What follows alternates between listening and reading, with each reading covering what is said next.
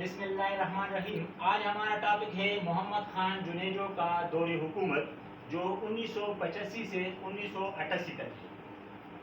1985 میں جنرل ضیاء الحق نے عام انتخابات کرائے. یہ عام انتخابات جو تھے یہ غیر جماعتی بنیادوں پر تھے، اس لیے اس میں وزیر اعظم کی نامزدگی ضروری ہو گئی تھی. صدر ضیاء الحق نے 20 مارچ 1985 کو محمد خان جنیجو کو وزیر اعظم بنانے کا فیصلہ کیا. اس وقت محمد خان جنیجو سندھ سے قومی اسمبلی کے رکن تھے. اس ضمن میں صدر نے تمام صوبوں کے جو ارکان قومی اسمبلی تھے ان سے ملاقاتیں کی اور وزارت عظمیٰ کے لیے جو محمد خان جنیجو کا نام تجویز کیا تھا ان پر ان سے رائے طلب کی. اس رائے طلب کرنے پر تمام جو قومی اسمبلی کے ممبران تھے انہوں نے اتفاق کا اظہار کیا، یعنی وہ بھی چاہتے تھے کہ ہاں محمد خان جنیجو ہی وزیر اعظم ہو جائے. اس طرح 23 مارچ 1985 کو محمد خان جنیجو نے وزارت عظمیٰ کا عہدہ سنبھال کر حلف لیا. وزارت عظمیٰ کا حلف لینے کے بعد اور عہدہ سنبھالنے کے بعد انہوں نے سیاسی جماعتوں کی بحالی پر زور دیا. صدر ضیاء الحق ذاتی طور پر سیاسی جماعتوں کے وجود کے خلاف تھے، لیکن اس کے باوجود یہ ضرورت محسوس کی گئی کہ پارلیمانی نظام سیاسی جماعتوں کے بغیر نہیں چل سکتی، کیونکہ پارلیمانی نظام کے لیے سیاسی جماعتوں کا ہونا، ایک حکمران جماعت ہوتی ہے ایک اپوزیشن جماعت ہوتی ہے، تو اس کا ہونا ضروری تھا. چنانچہ مرکزی اسمبلی اور صوبائی اسمبلیوں میں سربراہان حکومت نے اپنے اپنے گروپ تشکیل دیے. محمد خان جنیجو نے ایوان کے 237 ارکان میں سے جو مختلف صوبوں سے چن کر آئے تھے ان میں سے 190 ارکان پر مشتمل اپنی ایک پارٹی بنائی اور باقی ارکان جو ہے انہوں نے اپنے آزاد گروپ بنائے. سیاسی جماعتوں کی بحالی کا جو بل تھا وہ نومبر 1985 میں پیش کیا گیا. آزاد گروپ کی مخالفت کے باوجود اسے منظور کر لیا گیا.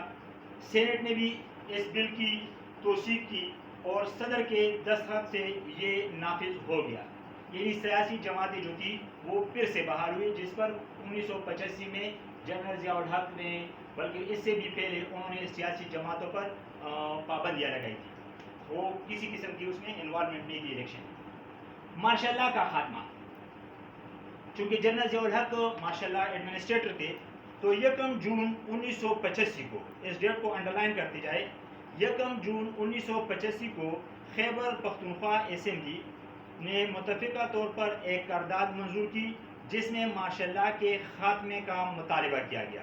اسی روز یعنی 1 جنوری 1985 کو، اسی روز کا مطلب یہی ہے کہ 1 جون 1985 کو پنجاب اور بلوچستان کے اسمبلیوں نے بھی ماشاء اللہ کے خاتمے کا مطالبہ کیا. 10 جون کو قومی اسمبلی کے کچھ ارکان نے مطالبہ کیا کہ ماشاء اللہ کے خاتمے سے پہلے اسلامی نظام کے نفاذ کا اعلان کیا جائے. یعنی جو اسلامی نظام وہ نافذ کرنا چاہتے تھے جنرل ضیاء الحق، ان کا اعلان کیا جائے. وزیر اعظم محمد خان جنیجو نے بھی ماشاء اللہ اٹھوانے کا مطالبہ کیا، جس کی وجہ سے جنرل ضیاء الحق اور وزیر اعظم محمد خان جنیجو ان میں اختلافات پیدا ہو گئے. صدر جنرل ضیاء الحق 8ویں ترمیم پاس کرنے کی شرط پر ماشاء اللہ کے خاتمے پر رضامند ہو گئے. یعنی انہوں نے ماشاء اللہ ختم کرنے کے لیے یہ شرط رکھی جنیجو صاحب کے سامنے کہ آپ قومی اسمبلی سے 8ویں ترمیم کا بل پاس کروائے اور میں ماشاء اللہ ختم کر دوں گا. اور اس طرح صدر ضیاء الحق نے 1 جنوری 1986 سے ماشاء اللہ اٹھا لیا ملک سے، یعنی ماشاء اللہ ختم ہو گئی 1 جنوری 1986 کو. اس کو بھی انڈرلائن کریں. اس کے بعد محمد خان جنیجو جو کہ اس وقت کے وزیر اعظم تھے، انہوں نے اپنے وزارت عظمیٰ کے دور میں 5 نکاتی ایک پروگرام انٹروڈیوس کرایا تھا اور یہ پروگرام کا اعلان انہوں نے 31 دسمبر 1985 کو کیا. یہ 5 نکاتی پروگرام جو تھا یہ 4 برسوں پر مشتمل تھا. اس 5 نکاتی پروگرام کے جو اہم نکات تھے وہ کون کون سے تھے اس پر تھوڑا سا نظر ڈالتے ہیں. نظریہ پاکستان کی بنیاد پر ایک مستحکم اسلامی جمہوری نظام کا قیام، یہ اس کا اہم پوائنٹ تھا. نمبر 2، بے روزگاری کے خاتمے اور عوام کی خوشحالی کو یقینی بنانے کے لیے منصفانہ معاشی نظام کا قیام. نمبر 3، ملک سے ناخواندگی دور کر کے قوم کو جدید سائنسی دور کے لیے تیار کرنا۔ نمبر 4، بدعنوانی، رشوت اور ناانصافی ختم کر کے عوام کو انصاف اور معاشرتی تحفظ فراہم کرنا۔ نمبر 5، مضبوط دفاع اور غیر وابستہ متوازن خارجہ پالیسی کے ذریعے ملکی استحکام، قومی سلامتی اور خود مختاری کا تحفظ کرنا۔ یہ وہ اہم 5 نکاتی پروگرام کے وہ نکات ہیں جو میں نے آپ کو بتا دیے۔ وزیر اعظم نے کچی آبادی کے مکینوں کو مالکانہ حقوق دیے، یعنی جو کچی آبادی کے رہنے والے لوگ تھے ان کو وہی مکان مالک کے طور پر دیے۔ کراچی میں تیل اور گیس کی ترقیاتی کارپوریشن کی جانب سے زیر سمندر تیل کی کھدائی کے لیے بھی اقدامات کیے کہ زیر سمندر یعنی سمندر کے تیل سے جو تیل نکالا جاتا ہے اس کی بھی اقدامات کیے۔ صدر ضیاء الحق کو 8ویں ترمیم کے بعد، جو 8ویں ترمیم کا ذکر ابھی میں نے کیا جس کا بل قومی اسمبلی سے پاس کروایا تھا اس شرط پر کہ میں ماشاء اللہ ہٹا دوں گا اور آپ کو 8ویں ترمیم کا بل، تو اس 8ویں ترمیم کے بل کے تحت ضیاء الحق کو 1990 تک وزیر اعظم کی نامزدگی کا اختیار حاصل تھا۔ صدر نے سندھ کے مخصوص حالات کے پیش نظر وزیر اعظم جو محمد خان جنیجو تھے جو کہ سندھ سے تعلق تھے اس کو منتخب کیا تاکہ وہاں کے حالات جو تھے اس پر قابو پایا جا سکے سیاسی حوالے سے۔ مگر جنیجو نے جب اقتدار سنبھالا یعنی وہ جب وزارت عظمیٰ کا حلف لیا تو انہوں نے سب سے پہلا جو کام تھا وہ مارشل لا کے خلاف انہوں نے آواز اٹھایا اور صدر سے یہ کہا کہ آپ مارشل لا ختم کریں ملک سے۔ اس کی توقع صدر کو نہیں تھی محمد خان جنیجو سے، لیکن جب انہوں نے مارشل لا اٹھانے کے لیے کہا تھا، صدر ضیاء الحق نے کابینہ کی تشکیل کے وقت اپنے اعتماد کے مختلف وزراء کو اہم شعبے دیے تھے، مگر جنیجو نے جب اقتدار سنبھالا تو انہوں نے 2 مرتبہ کابینہ کی تشکیل نہیں کی، مطلب 2 مرتبہ کابینہ میں رد و بدل دیا۔ رد و بدل اس طرح کیا کہ مختلف وزارتوں کے جو وزیر تھے ان سے وہ وزارتیں لے کر کسی اور کو دیے یا بعض وزارتیں انہوں نے از خود سنبھالے۔ یہ وزیر اعظم کو اختیار ہوتا ہے اگر وہ ایک سے زیادہ قلمدان بھی سنبھال سکتے ہیں وزارت کے۔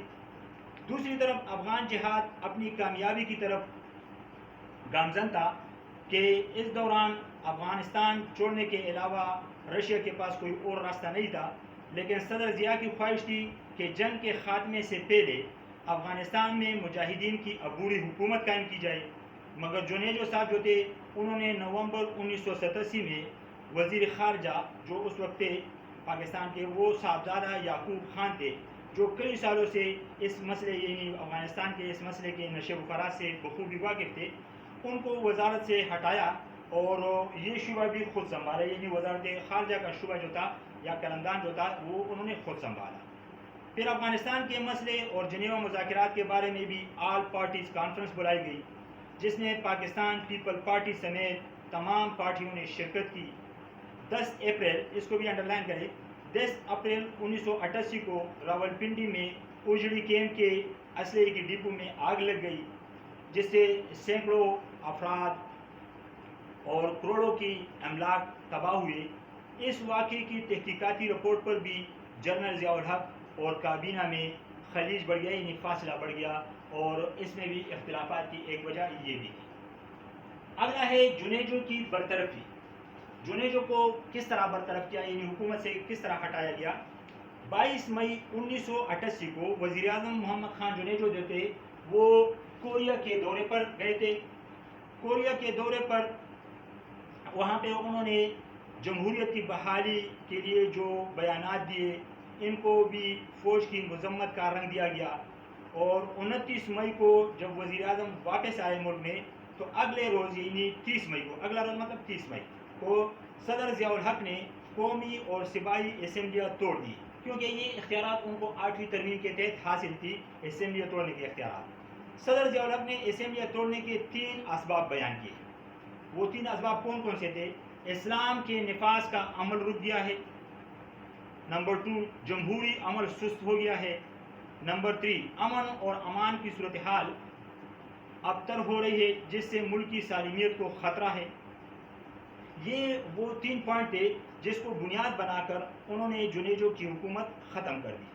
حکومت توڑنے کے اسباب میں جنیوا معاہدے کے سلسلے میں صدر ضیاء الحق کے مشوروں کو یکسر نظر انداز کیا تھا، اور اس نظر انداز ہونے کی وجہ سے اور سانحہ اوجڑی کیمپ پر جو فوج پر سر عام تنقید کی جا رہی تھی، یہ بھی اس وجوہات میں شامل تھی، چونکہ جنیجو کی جو حکومت تھی وہ ان 3 وجوہات کے علاوہ یہ بھی 2 اہم وجہ تھے کہ ایک تو صدر ضیاء کے مشوروں کو یکسر نظر انداز کیا گیا تھا، اور دوسرا اوجڑی کیمپ کے جو واقعات تھے جس پر سر عام فوج پر تنقید کی جا رہی تھی، تو یہ بھی ایک وجہ تھی جنیجو کی حکومت کی برطرفی کی۔